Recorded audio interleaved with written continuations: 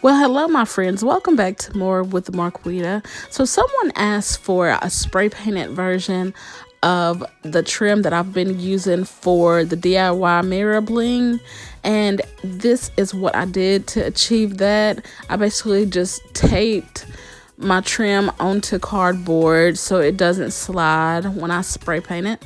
And then there's actually a technique to spray painting. You want to take the can like you're coordinating a choir and just go back and forth. You don't want to have it too close because it will drip more spray paint on your trim.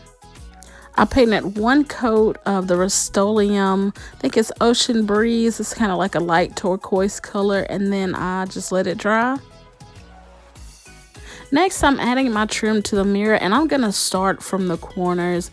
I start from the corners, that way the gaps are less noticeable when I have to fill them in with extra material, and I just cut out the extra material that I need after the corners are covered. And by the way, I cut small strips of double-sided removable tape in order to put the trim on the mirror to give it a frame. And here's the final look of the mirror that I turned into a frame. I want to thank you all so much for watching. I'll see you in the next one. Love you.